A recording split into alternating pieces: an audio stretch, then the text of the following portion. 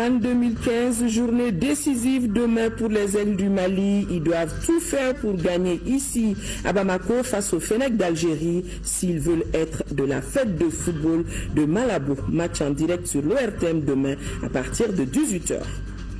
Autre événement important, Bamako accueille depuis ce matin la 3e réunion de la plateforme ministérielle de coordination pour le Sahel. C'est une réunion de mise en œuvre des initiatives et stratégies destinées à la lutte contre l'insécurité et le terrorisme au Sahel.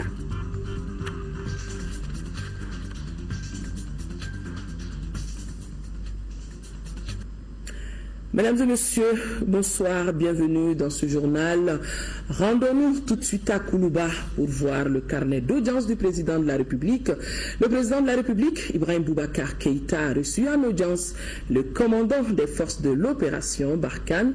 Entre les deux personnalités, les échanges ont porté sur l'évolution de la situation sécuritaire au nord du Mali.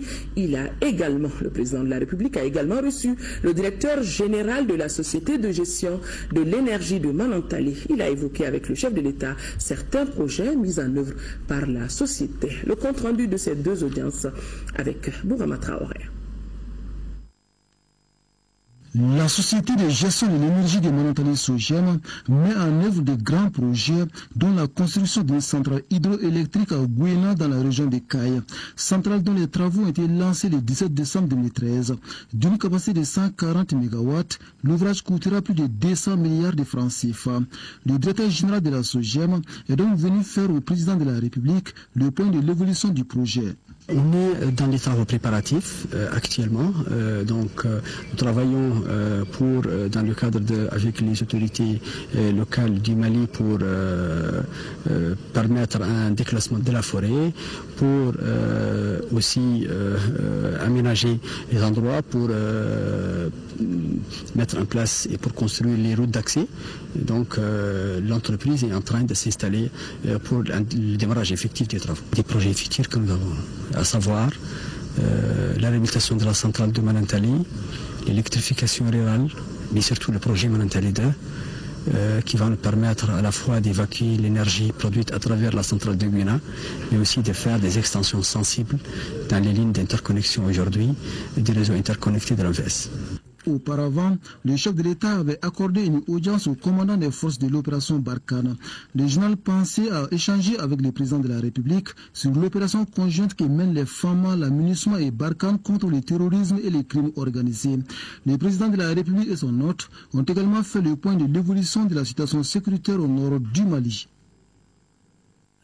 De Koulouba, rendons-nous à la primature où le Premier ministre, chef du gouvernement, a lui reçu en audience une délégation de l'Alliance pour refonder la gouvernance en Afrique, ARGA. Les échanges ont porté sur la gouvernance dans notre pays. Une copie de l'ouvrage récapitulatif du forum multi-acteurs des 7 et 8 février 2013 a été remise. Une copie a été remise au Premier ministre. Traoré Néné Konaté est la présidente de l'Alliance pour la refonder la gouvernance en Afrique et elle est au micro de Moussa Fane.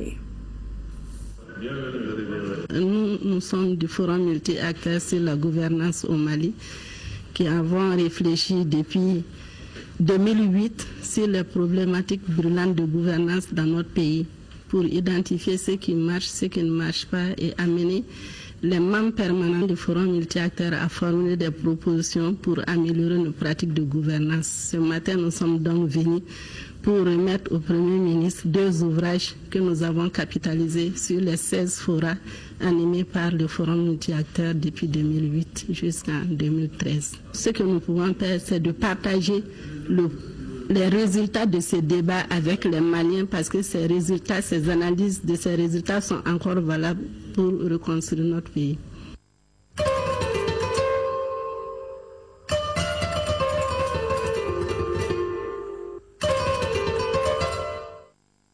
La page Ebola de ce journal, le Mali a engagé la guerre contre Ebola. Le président de la République était hier à Kourémalé, à la frontière Mali-Guinée, face à la population de la localité et les cadres présents. Le chef de l'État a affirmé que la lutte contre le virus est devenue une affaire de défense nationale. Ibrahim Boubacar Keïta entend prendre la tête de cette lutte. Suivons le compte-rendu de nos envoyés spéciaux, Alousseni Touré et Karunga Keïta. Kouré Mali. Cette bourgade d'un peu plus de 9500 habitants est devenue symboliquement le point névralgique de la lutte anti-Ebola. En visitant la localité, le chef de l'État venait manifester la solidarité de la nation et en profiter pour accentuer la sensibilisation. Très touchés par cette visite, les habitants de la commune de Benkadi, par la voix de leur maire, ont remercié le chef de l'État pour la non-fermeture de la frontière. Le premier citoyen de la commune a également évoqué les difficultés liées au manque d'eau, d'ambulances et d'équipements individuels de protection des agents. Pour sa part, le ministre de la Santé a rappelé les efforts consentis par l'État et ses partenaires pour enrayer la menace.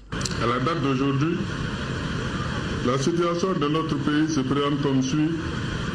Les échantillons testés en laboratoire, 6, dont 4 positifs liés à un patient décédé dans une clinique privée. Sur les 4 positifs, 3 sont décédés et 1 en traitement par les services spécialisés. 577 personnes contacts ont été identifiées et suivies quotidiennement. Aux premières heures de la menace, le Mali a mené des actions de prévention consistant à renforcer la surveillance épidémiologique au niveau des points d'entrée, c'est-à-dire aux frontières, dans les formations sanitaires et au sein des communautés.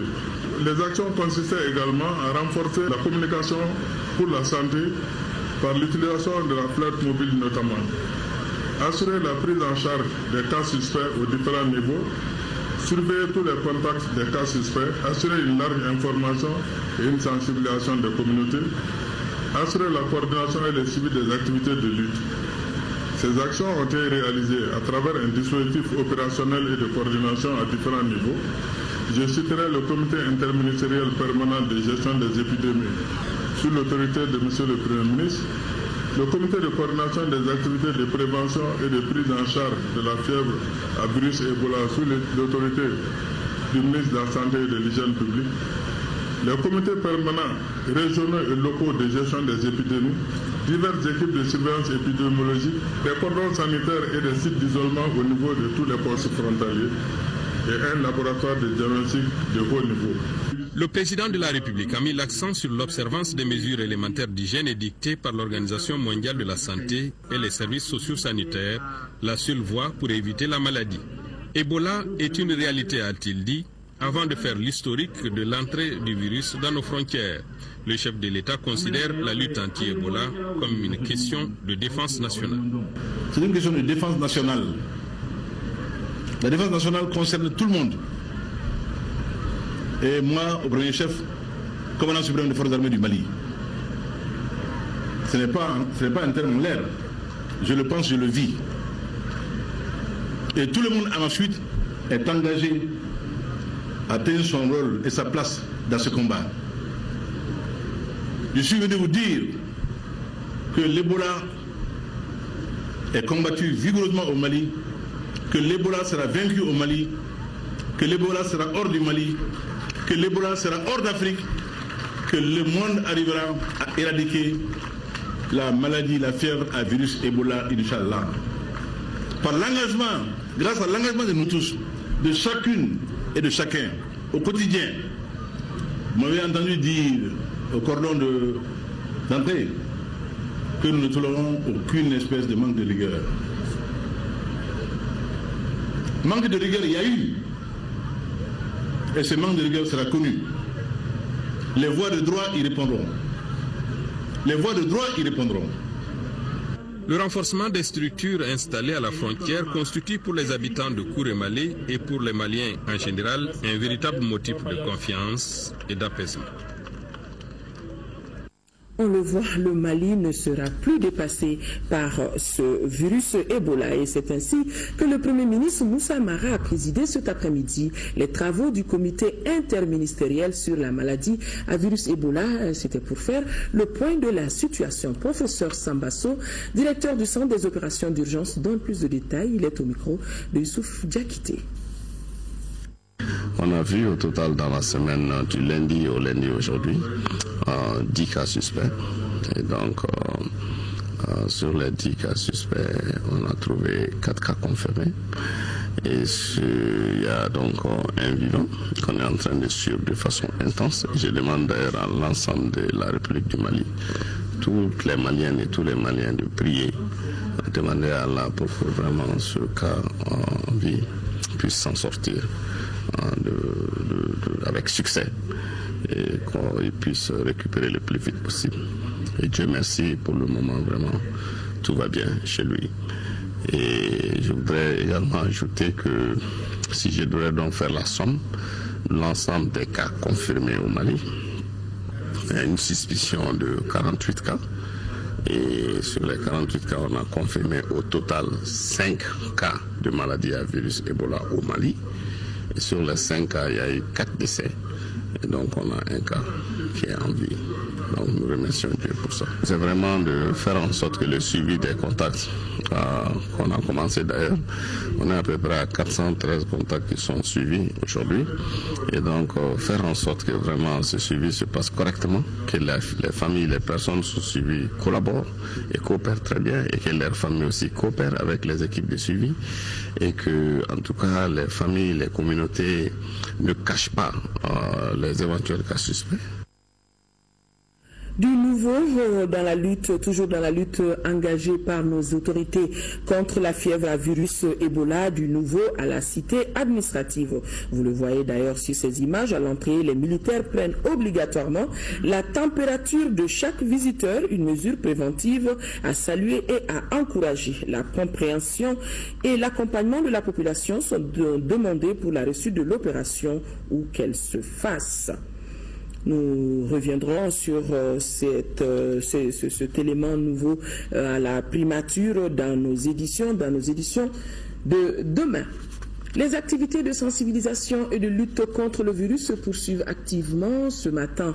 Les hommes des médias ont renforcé leurs capacités sur la maladie à virus Ebola. C'était à la faveur d'une journée d'information et de sensibilisation initiée par l'Association des éditeurs de la presse privée en collaboration avec l'URTEL. Il s'agissait à travers cette journée de doter les journalistes de connaissances leur permettant de mieux traiter et de diffuser les informations crédibles auprès de leurs téléspectateurs ou, si vous voulez, des auditeurs. Reportage Abdrahman Meiga. Les sujets abordés au cours de cette réunion d'information et de sensibilisation sont relatifs à l'historique du virus Ebola, à ses modes de transmission, aux facteurs de propagation et les moyens de prévention et de lutte contre la maladie. Ces thèmes développés par le professeur Daouda Menta, agrégé des maladies infectieuses et tropicales, ont permis aux journalistes de mieux comprendre le virus Ebola dans toutes ses dimensions. Ils sont désormais aguerris pour vulgariser les bonnes informations sur cette maladie auprès des auditeurs. Il faut qu'on sache que la maladie, d'abord, c'est une réalité et qu'elle existe. Elle existe dans d'autres pays et elle existe aujourd'hui au Mali. Ce qui est aussi extrêmement important, il faut savoir que rien ne peut contrer cette maladie en dehors de la sensibilisation et de l'information et du respect des mesures d'hygiène. Il a eu à brosser la situation dans la sous-région, particulièrement au Mali surtout, où nous sommes à 4 morts pour le moment. Donc il faudrait bien qu'on soit là pour quand même relayer vraiment l'information. La rencontre a été choisie par le ministre de l'économie numérique, de l'information et de la communication pour faire le point de la situation épidémiologique dans notre pays. Mamadou Kamara a invité la presse à diffuser les informations crédibles en destination du grand public. Nous appelons donc à la mobilisation générale parce que Ebola est devenu une cause nationale, une grande cause nationale. Nous en avons une autre, c'est la réconciliation nationale. Ebola en est une autre. Et pour celle-là, il ne faut pas qu'il y ait de conflit, d'opposition, parce que c'est une cause transversale. Il s'agit de la survie de la nation. Et il ne faut pas qu'il y ait de controverses, de polémiques sur ce sujet, parce que, encore une fois, ce combat est national, chacun d'entre nous est concerné. Pour maîtriser cette maladie à virus Ebola, selon le spécialiste, un certain nombre de comportements s'imposent. Il s'agit par exemple de la consultation précoce, de l'isolement des cas suspects, de la bonne pratique d'hygiène, tout en assurant une meilleure compréhension du virus par la collectivité territoriale. Ebola est une réalité dans notre pays et dans le cadre des mesures préventives contre la maladie à virus Ebola, la direction de l'Institut des hautes études en management IHM a tenu hier une conférence sur les symptômes et manifestations de la maladie. La séance animée par le professeur Menta, agrégé des maladies infectieuses et tropicales, était présidée par le ministre de l'économie numérique et de la communication en présence de notre reporter Fademba Keita. La lutte contre la maladie à virus Ebola est aujourd'hui une préoccupation nationale. C'est pour venir à bout de cette épidémie qui a déjà fait quelques victimes dans notre pays que la direction de l'Institut des hautes études en management a initié cette conférence sur le fléau. Elle vise à sensibiliser les étudiants devant servir de relais auprès des autres sur les origines, les symptômes et mesures préventives à suivre.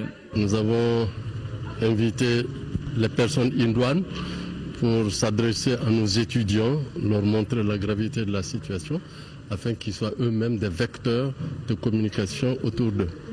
De sa découverte en 1976 au Congo-Kinshasa à ce jour, la maladie à virus Ebola se présente sous plusieurs formes. La fièvre est au premier plan, à cela s'ajoutent les douleurs articulaires, vous avez l'asthénie, vous avez les vomissements.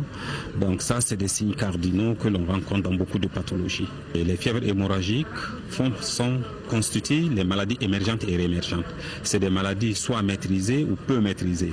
Sur la question relative à la fermeture des frontières et des écoles, le ministre de l'économie numérique et de la communication précise. Il faut la mise en place de contrôles sanitaires stricts.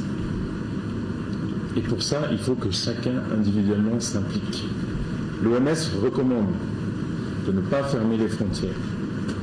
Ils disent tout simplement, dans nos pays africains, les frontières sont poreuses, elles sont perméables, on rentre, on sort.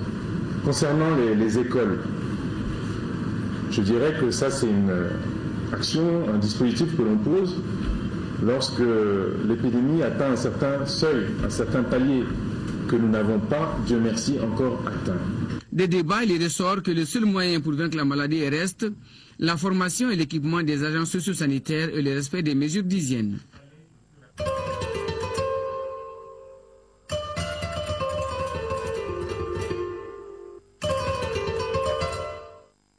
Je vous le disais dans les titres, le Centre international des conférences de Bamako abrite depuis ce matin la 3e réunion de la plateforme ministérielle de coordination des stratégies au Sahel. Cette rencontre fera le point de la mise en œuvre de la feuille de route, les activités du secrétaire technique, la cartographie des stratégies Sahel ainsi que les modalités pratiques de la mise en place du secrétariat technique.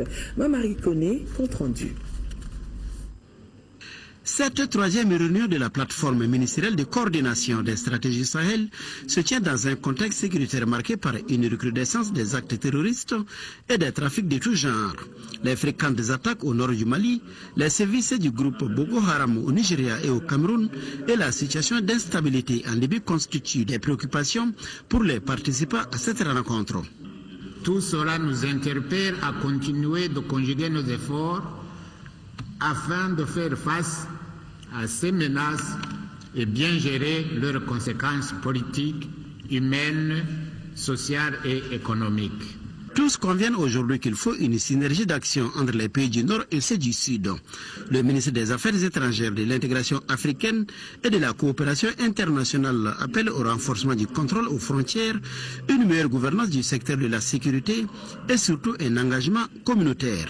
La réussite de la plateforme ministérielle de coordination des stratégies Sahel nécessitera non seulement l'engagement et l'appropriation des pays concernés, mais aussi la mobilisation d'importantes ressources qui devront être tournées vers une sécurité fiable au service d'un développement durable. Je souhaiterais donc à nouveau lancer un appel à la communauté internationale, aux organisations régionales et internationales, ainsi qu'aux institutions financières internationales, pour une mobilisation intelligente ainsi qu'un usage judicieux des ressources. Dans un message adressé à la réunion, le secrétaire général des Nations Unies se dit extrêmement préoccupé par le regain d'insécurité à travers le Sahel avant de déclarer que les pourparlers d'Alger seront d'une importance cruciale pour toute la région. Les Nations Unies sont déterminées à renforcer la coordination avec les partenaires nationaux, régionaux et internationaux et à soutenir la mise en œuvre de la feuille de route de la présidence malienne afin de contribuer à améliorer la vie de millions de personnes à travers le Sahel. La situation au Sahel s'est-elle améliorée depuis un an? Il y a eu, je crois, 2 événements très positifs, la création du G5 et le démarrage des discussions à Alger, dont nous espérons tous qu'elles pourront être conclusives le plus vite possible. Mais nous savons hélas que le reste demeure difficile. Il y a des tensions politiques dans beaucoup de pays. Cette rencontre devra consacrer la structuration de la plateforme et la création de commissions thématiques. Un mot de l'actualité en Afrique de l'Ouest avec cette situation en Côte d'Ivoire, plus précisément à Bouaké. Bouaké, la deuxième ville ivoirienne, est coupée du reste du pays depuis ce matin. Tous les corridors restent fermés à la circulation. Les militaires qui ont pris part à la crise post-électorale de 2011 réclament chacun une prime au pouvoir Alassane Ouattara. Tout est paralysé, les commerces sont fermés, seuls les militaires sillonnent dans la ville. Situation à suivre. Au Burkina Faso, Michel Kafando a été investi officiellement président de la transition au terme d'une procédure de sélection transparente. Michel Kafando a donc prêté ce matin serment dans la grande salle des banquets de Ouaga 2000. Et en relation justement avec cette désignation de Michel Kafando comme président de la transition au Burkina Faso, le président de la République, Ibrahim Boubacar Keïta, vient de lui adresser un message de félicitations libellé en ces termes. Votre nomination à la magistrature suprême de votre pays m'offre l'heureuse occasion de vous adresser au nom du peuple du Mali, de son gouvernement et à mon nom propre, mes très vives et chaleureuses félicitations. Le choix porté sur vous pour assumer cette haute et exaltante mission est la consécration de votre inlassable combat pour l'avènement d'une nation solidaire et prospère. C'est le témoignage éloquent des efforts que vous n'avez jamais cessé de déployer pour la défense des droits de l'homme et le rétablissement d'un état de droit dans votre pays. En vous souhaitant plein succès dans votre œuvre de construction nationale, je forme des vœux sincères pour votre bonheur personnel et la prospérité du peuple frère du Burkina Faso. Je vous prie d'agréer, Monsieur le Président et chers frères, l'assurance de ma très haute considération, signé Ibrahim Boubacar Keïta. Le ministre de la Justice et des Droits de l'Homme, garde des Sceaux, Mohamed Ali Bachili, prendra part du 18 au 22 novembre 2014 à Paris, en France, à la cérémonie de remise officielle des restes des corps des victimes du crash de l'avion Air Algérie DCMD 83 immatriculé ECLTV du vol AH5017 en provenance de Ouagadougou, qui est survenu sur le territoire malien le 24 juillet dernier. Cette importante cérémonie a pour objectif de permettre aux familles éplorées de faire le deuil et d'enterrer dignement les victimes de cette catastrophe aérienne. Pour son programme 2016-2020, l'Association malienne pour la protection et la promotion de la famille, AMPPF, a tenu aujourd'hui une table ronde pour la mobilisation des bailleurs de fonds. Les échanges qui se sont déroulés sous l'œil vigilant de l'épouse du président de la République, Madame Keïta Aminata Meiga, présidente d'honneur de l'AMPPF, ont abouti à l'adhésion totale des bailleurs de fonds. Compte rendu signé Aïssata Ibrahim Meiga. Moins de 3 mois après avoir été désignée présidente d'honneur de l'Association malienne pour la protection et la promotion de la famille AMPPF, la voilà déjà à l'œuvre pour aider à la mobilisation des fonds nécessaires aux objectifs 2016-2020 de la structure. Ma préoccupation est en effet de réfléchir aujourd'hui avec vous sur les voies et moyens de doter cette association de ressources matérielles, humaines et financières lui permettant de poursuivre sa noble mission de promotion et de développement de la santé de la reproduction en l'intensifiant, en la diversifiant et en l'élargissant. Les actions de la MPPF, une organisation d'utilité publique à l'avant-garde du bien-être de la famille depuis 42 ans, sont appréciées de tous. Je suis particulièrement ravi des performances réalisées par la MPPF et du large éventail de services qu'elle offre à travers ses propres formations sanitaires, ses activités à base communautaire et autres stratégies avancées. Ce nouveau programme permettra à l'AMPPF d'élargir ses zones d'intervention, de multiplier ses points de prestation de services, de faciliter l'accès géographique aux soins. Le temps est ainsi donné pour la MPPF, ses travailleurs et aussi ses partenaires avec toujours le credo bien-être de la famille. C'est vrai, la MPPF est active dans tout le Mali, mais insiste Keita Aminata Mega, il y a besoin d'étendre ses services au plus grand nombre de citoyens. Après plus de 2 heures d'échanges illustrés par plusieurs exemples de réussite enregistrés des services de la MPPF, les partenaires se sont engagés à apporter leur soutien technique, matériel et financier à la structure. L'actualité dans nos régions, c'est la campagne de sensibilisation par rapport au préaccord d'Alger. Ouverture donc au gouvernorat de Mopti de la conférence régionale d'information sur la phase actuelle des pourparlers d'Alger, présidée par le ministre de la Réconciliation nationale, accompagné d'un certain nombre d'experts du gouvernement au pourparlers d'Alger. Le moins que l'on puisse dire, les populations saluent et soutiennent cette initiative du gouvernement qui les associe à la démarche. Le point avec nos envoyés spéciaux El Haj Moussa Arimeiga et Aliou Touré. Expliquer aux autorités mauritaniennes, aux réfugiés maliens dans ce pays, recueillir leur avis face aux pourparlers en cours d'Alger, tel est le contenu du message du président Ibrahim Boubacar Keïta porté ici par le ministre malien de la Réconciliation nationale, remis en main propre au Premier ministre mauritanien et destiné à son Excellence Mohamed Ould Abdelaziz, président de la République islamique de Mauritanie et président en exercice de l'Union africaine. Je suis porteur d'un message de son Excellence Al-Hajj Ibrahim Boubacar Keïta, président de la République du Mali, pour son frère et ami Mohamed Ould Abdelaziz, président de la République islamique de Mauritanie. Et comme vous le savez, le Mali et la Mauritanie sont 2 pays frères.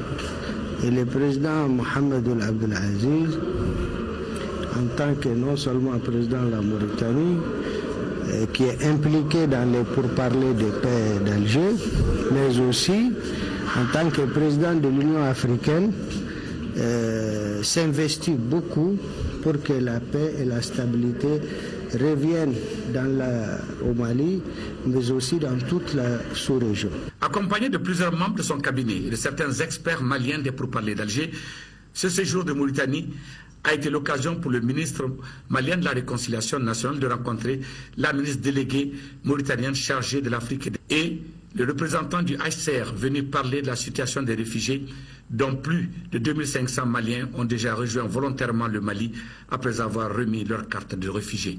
Je pense que cette initiative du gouvernement malien sera très bien accueillie. À aujourd'hui, la dernière statistique, ça fait 55 054 réfugiés dans le camp d'Embera. En 2013, 2500 de ces gens-là se sont rapatriés spontanément au Mali, surtout des bergers et des agriculteurs.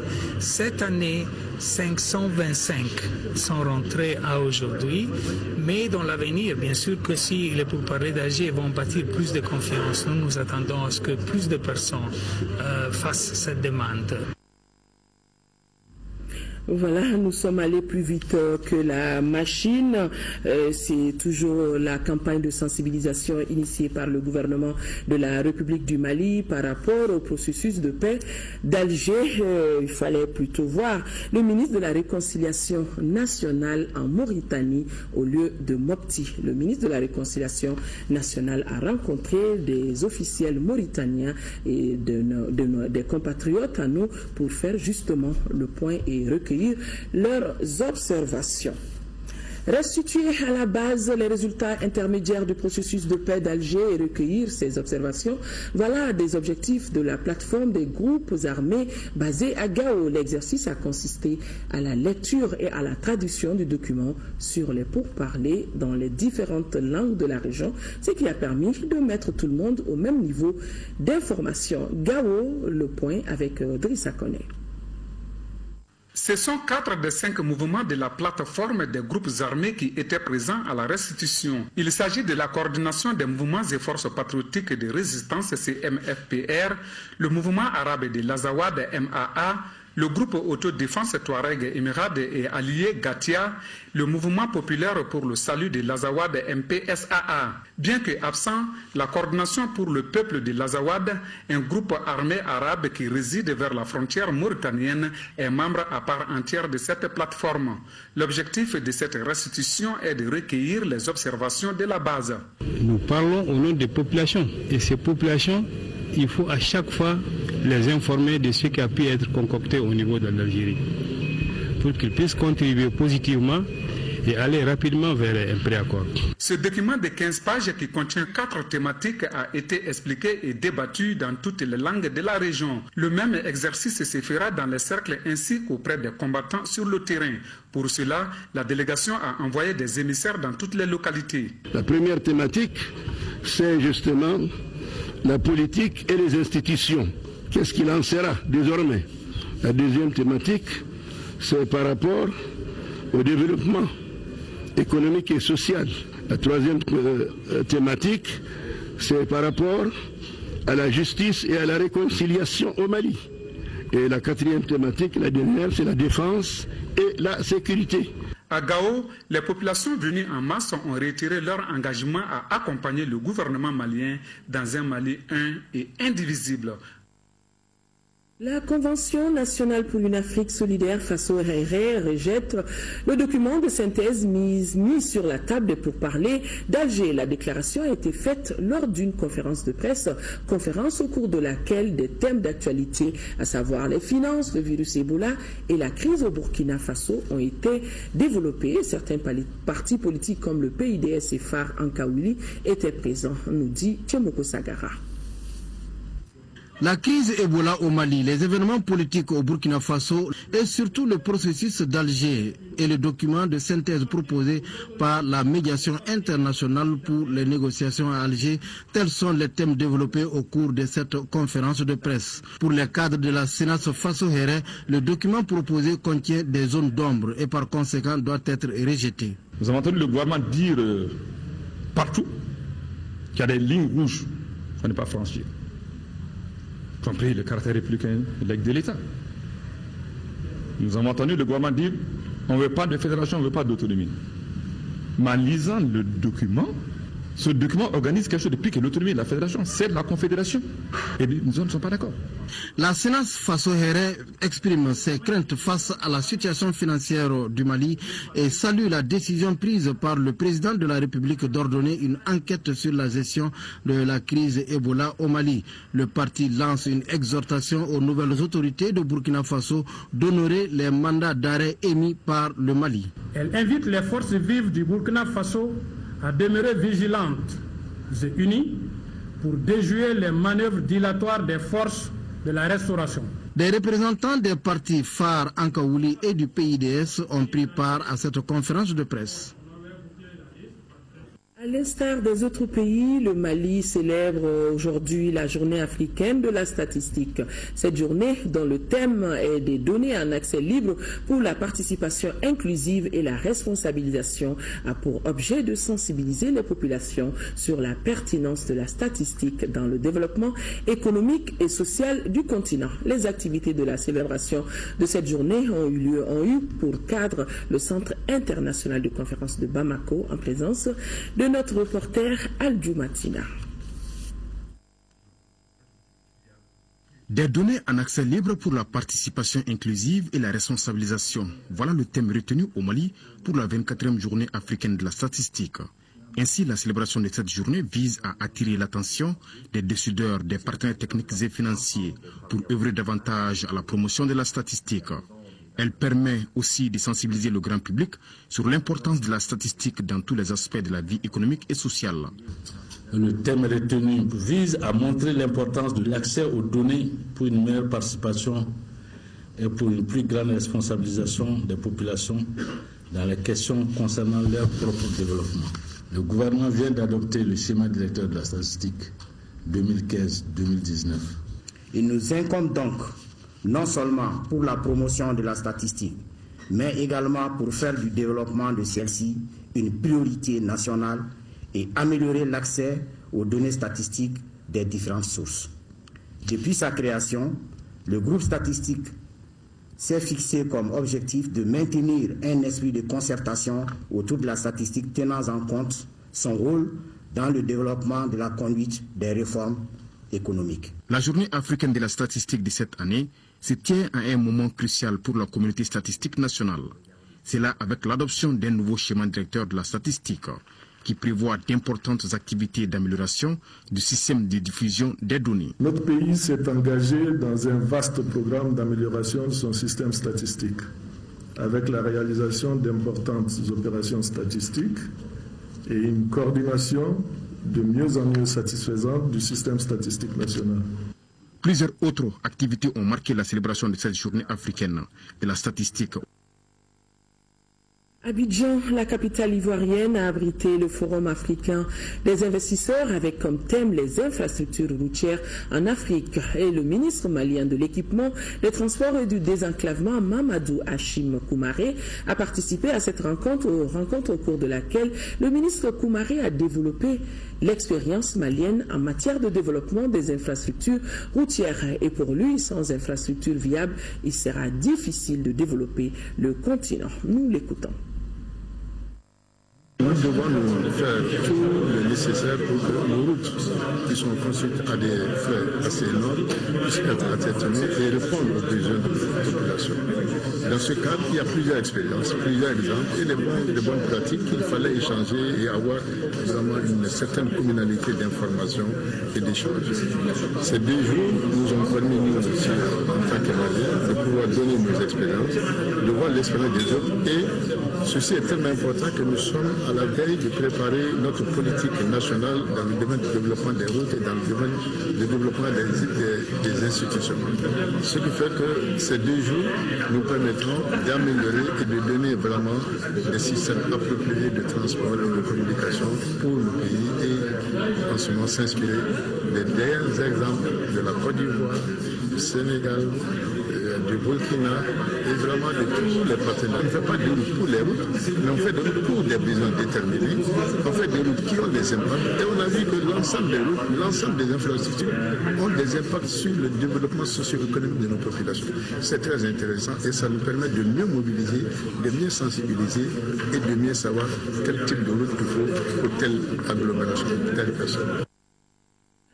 Du nouveau dans le domaine de la microfinance, les professionnels du domaine se penchent sur la stratégie nationale de développement de la microfinance et ses plans d'action. Une stratégie qui se donne pour objectif, entre autres, d'améliorer l'environnement et les capacités des systèmes financiers décentralisés tout en renforçant la promotion et l'encadrement du secteur de la microfinance. Nyanya Aliou Traoré nous en dit plus. C'est réparti pour les activités liées à la microfinance. Depuis des années, c'est la traversée du désert pour ce secteur. Entre 2011 et 2014, on y a enregistré une contre-performance, notamment une stagnation du nombre de clients membres des systèmes financiers décentralisés, SFD, un ratio très faible, 5,8% en 2013, dans le financement de l'économie nationale ou encore la faillite de nombreuses structures de microfinance. Depuis 2008 jusqu'en 2012, le monde, en particulier aussi le Mali, traversait quand même une crise financière. Mais il faut connaître à partir de 2012 aussi, précisément avec la crise politique et sécuritaire. Donc cette crise est venue exacerber en fait ces difficultés. Comme un phénix, le secteur va donc très bientôt renaître de ses cendres. Une nouvelle stratégie nationale de développement et des plans d'action vient d'être lancée. Elle se donne pour objectif d'assainir le secteur avec le retrait des agréments et la liquidation des systèmes financiers décentralisés en faillite, de protéger les clients et d'élargir la portée de l'offre. Au Mali, la microfinance constitue un instrument efficace pour répondre aux besoins en services financiers des plus démunis, dont il contribue considérablement à l'amélioration de la condition de vie. À partir de là, vous pourrez le constater qu'il y a une urgence à agir et vite. Une fois cette stratégie mise en œuvre, on enregistrera une augmentation du taux d'inclusion financière d'au moins 5 points et plus de 8 systèmes financiers décentralisés au plan national vont émerger. La CMDT est un grenier de savoir et savoir-faire. C'est le sentiment général qui se dégage du voyage d'études qu'une délégation de la Sofitex du Burkina Faso. Sofitex est la société de coton du Burkina Faso et la délégation vient d'effectuer dans 3 filiales de la CMDT. Lors de son séjour, la délégation a eu des rencontres de partage d'informations autour de la commercialisation primaire du coton. C'est à Fana, filiale centre de la CMDT, que la mission a pris fin. Envoyé spécial Brahima Koulibaly et Mamari Kone.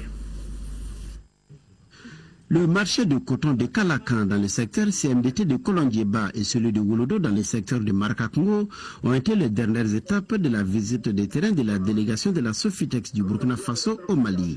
À Calacan, bourgade de plus de 2500 habitants, on sent un véritable engouement autour de la culture du coton. Cette année, la centaine de producteurs s'attend à 255 tonnes de coton et un excédent céréalier de près de 317 tonnes. À Wolodo, zone cotonnière depuis 1974, la mission a échangé avec les producteurs au marché de coton. La production attendue ici par les 4 secteurs est de 190 tonnes. À la direction de la filiale centre de Fana, une rencontre a regroupé Maliens et Burkinabés. Occasion pour les responsables de la filiale centre d'évoquer les préoccupations du moment qui ont pour nom faible productivité à cause de la précarité de la pluviométrie, la pauvreté des sols et le manque de vigilance de la part des producteurs. Déjà, une batterie de propositions est annoncée pour améliorer le rendement. La première mesure, c'est vraiment l'amélioration de la fertilité des sols à travers la production de la fumée organique de qualité. La deuxième mesure, c'est par rapport à l'amélioration de la dose du complexe coton à l'hectare. En plus de ça, c'est grosso modo le respect des itinéraires techniques. Nous sommes globalement satisfaits parce que nous avons pu échanger d'abord avec les techniciens sur ces problématiques, visiter les marchés coton, discuter avec les producteurs de coton qui sont les acteurs principaux de cette chaîne-là, qui au quotidien travaillent depuis les champs jusqu'aux récoltes et dans les aires de marché pour garantir cette qualité à notre coton. Dans les 3 filiales visitées par la délégation de la Sofitex, les prévisions de production attendues cette année sont de 193 000 tonnes à Koutiala, 206 000 tonnes à Sikasso et 109 000 tonnes à Fana. Au Burkina Faso, la production attendue par les 3 sociétés de coton est de 700 000 tonnes. Sur cette prévision, la part belle revient à la Sofitex avec 500 000 tonnes de coton-graine.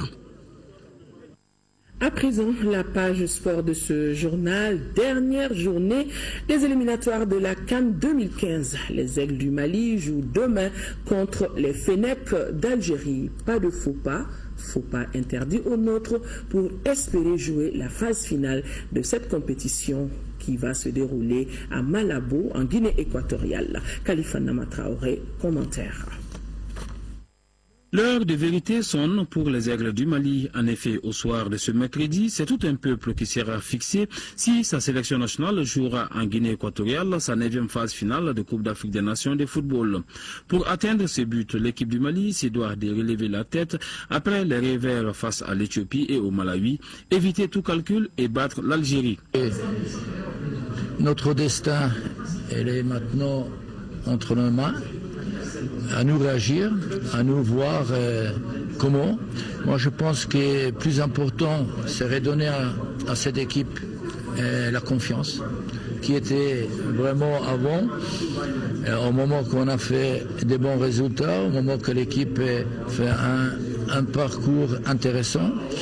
Je crois que tout le monde sait que la victoire qui nous donnera la qualification, et puis il faut être optimiste et penser qu'on va gagner contre l'Algérie et on va se qualifier. C'est des moments importants dans la carrière d'un joueur. Et des fois il y a des moments, il y a des matchs un peu difficiles, des fois des matchs clés comme ça et qu'il faut répondre présent. Et après certainement on aura l'amour et l'amour de la nation et ça, quand on joue pour une équipe nationale, c'est ce qu'on cherche. Solidarité, détermination, engagement et efficacité doivent être les maîtres mots pour venir à bout de la meilleure formation africaine du moment.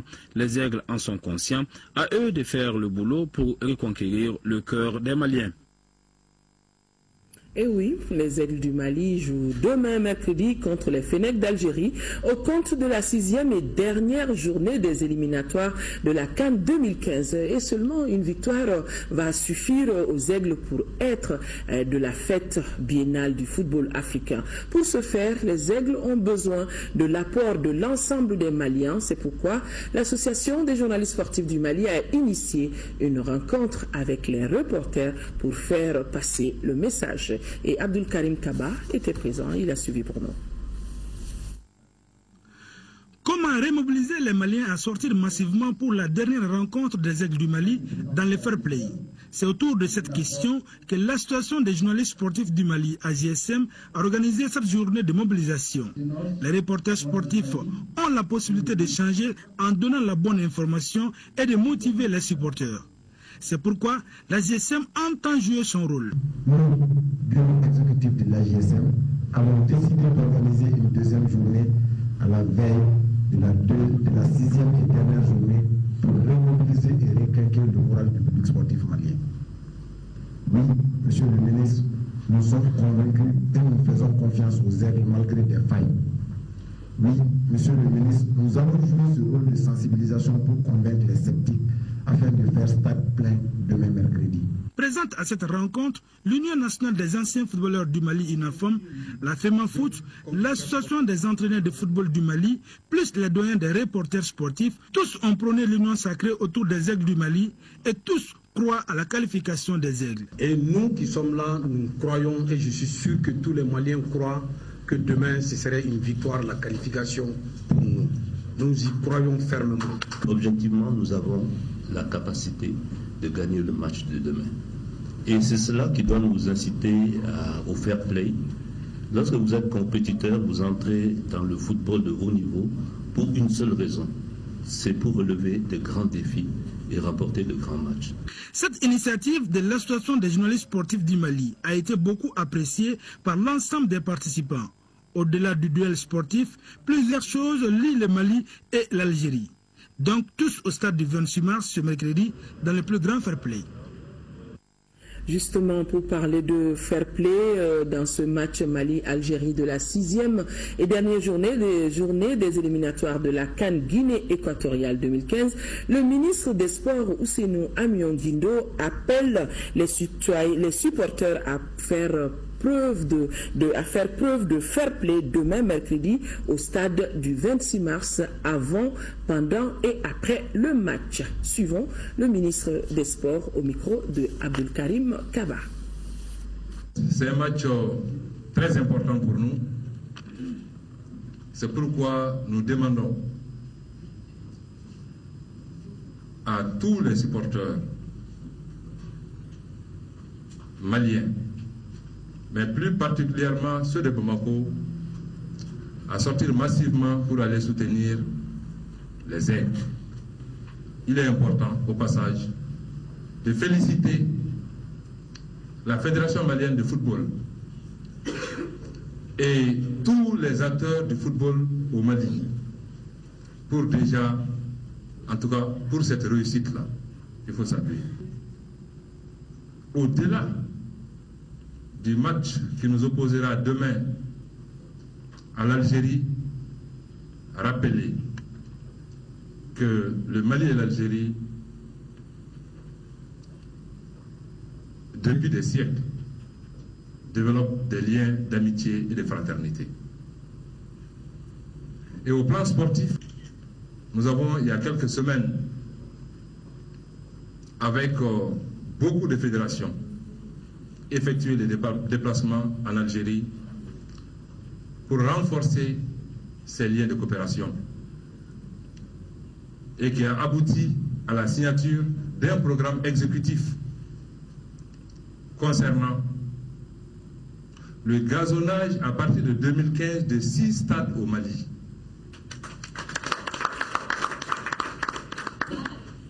L'octroi de 150 bourses sportives à des jeunes Maliens. Et d'ailleurs, le premier contingent doit, dans les jours à venir, faire le déplacement pour aller en Algérie. Notre équipe nationale Espoir, qui doit compétir avec les autres équipes dans le cadre du tournoi de l'UEMOA, est depuis une dizaine de jours en préparation à Alger. Tenez-vous bien à la charge des Algériens.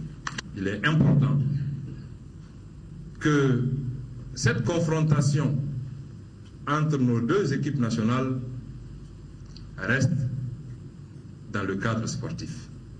Je recommande donc que nous accueillons ces Algériens en frères, pas en adversaires, mais en frères. Le ministre qui en appelle au Djatigia malien. La version Bamanan de cet appel du ministre des Sports après ce journal. Le match Mali-Algérie demain, mercredi, 16h au lieu de 18h au stade du 26 mars. En première région, la maladie Ebola, la paix et la réconciliation ont été au centre de l'édition 2014 de Miss ORTM CAI. Sur les 6 postulantes, la couronne est revenue à mademoiselle Aminata Keita, âgée de 18 ans et stagiaire dans une société de transit de la place. Elle représentera la région de CAI à la grande finale le 21 novembre prochain ici à Bamako. La cérémonie, comme vous pouvez l'imaginer, a été présidée par le chef de l'exécutif régional, le colonel Salif Traoré. Le point avec Mahamadi Alioubari. C'est au cours d'une cérémonie riche en couleurs que le comité syndical et ses partenaires ont élu la plus belle fille de la région de CAI. Notre rôle aussi, c'est de contribuer au développement et à l'épanouissement du peuple malien. C'est à ce titre-là que nous allons vers l'accompagnement des activités à travers les sponsoring, les mécénats et autres. À cette édition, les postulantes ont défilé et se sont engagées devant les autorités régionales dans la lutte contre Ebola et la réconciliation de cœur. Une ambition qui traite bien le thème de la nuit, le défi de la paix et de la réconciliation au cœur des préoccupations. Je voudrais également remercier la population de CAI pour cette mobilisation.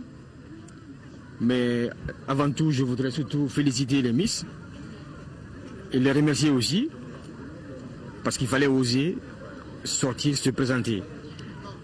Vous avez bien voulu inscrire cette année, cette élection dans l'ère du temps, c'est-à-dire la paix, la réconciliation. Et vous n'avez pas oublié également le fléau qui plane sur nous, qui est la maladie à virus Ebola. Sur les 6 postulantes, au départ, c'est Aminata Keita qui a été élue Miss ORTM CAI. Elle a comme première dauphine Lalia Koulibaly et deuxième dauphine Sira Bachili. Le comité syndical et ses partenaires, avec l'ambition de mieux lutter contre la maladie Ebola, ont encouragé les postulantes avec des enveloppes. La Miss a eu une moto Jakarta offerte par le conseil de cercle de CAI et des cadeaux. La première et la deuxième dauphine bénéficient des enveloppes et d'autres prix d'encouragement. Les 3 lauréates ont reçu chacune un téléphone Galaxy offert par Sotelman Malitel. Cette soirée de Miss ORTM a été agrémentée par des sketchs de femmes communicatrices sur la paix, la stigmatisation et la prévention de la maladie Ebola, mais aussi la prestation de l'orchestre régional de CAI et le groupe de rappeurs Crazy Boys.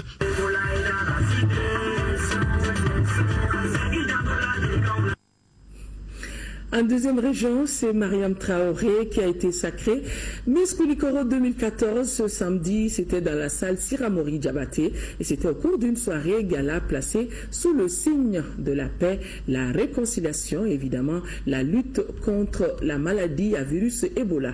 La soirée avec comme marraine Sidibé Rokiatouba, épouse du président de l'Assemblée nationale. Le film de cette soirée avec Seydou Traoré.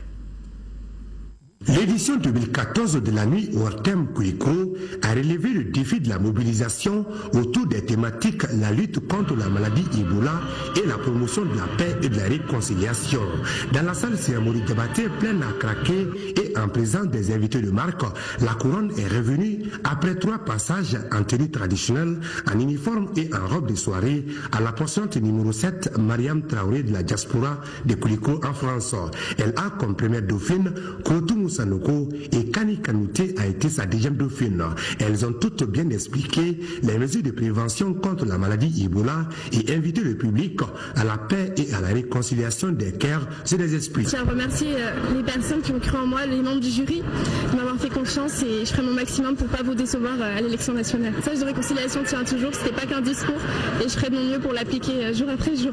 C'est pour moi un réel plaisir d'être aujourd'hui parmi vous pour parler de ce grand événement qui n'a d'autres ambitions que de valoriser notre culture tout en magnifiant la femme. En son et lumière, les artistes Tenem Mansaran Kouyaté, Djeli Moussa Diabaté, Van Baxi, l'inimitable ATT Junior, Dabara et les jeunes musiciens de Kouliko ont chanté et donné les meilleures prestations pour un Mali de paix, un peuple réconcilié et sans d'autres cas de maladie Ebola. Toutes les postulantes nous ont livré des messages forts, des messages surtout évocateurs, des messages sur la paix, sur la réconciliation des cœurs et des esprits, et surtout encore un message sur la fièvre à virus Ebola. Grâce au soutien de la marraine, du parrain, des autorités régionales et l'accompagnement des sponsors et du partenaire, la mise a empoché la somme de 350 000 francs CFA, la première dauphine 250 000 et la deuxième dauphine 200 000 francs CFA. Voilà, la plus belle femme du Mali, Miss ORTM 2014, sera connue ici à Bamako vendredi prochain.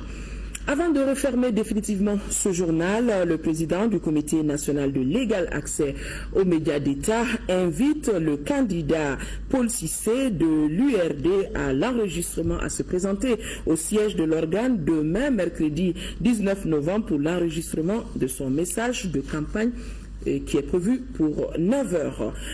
Après ce journal, vous pourrez suivre le message de campagne du candidat de l'URD.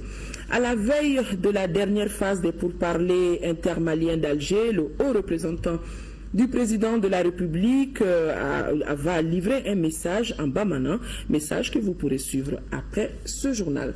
Voilà, mesdames et messieurs, c'est donc tout pour ce journal.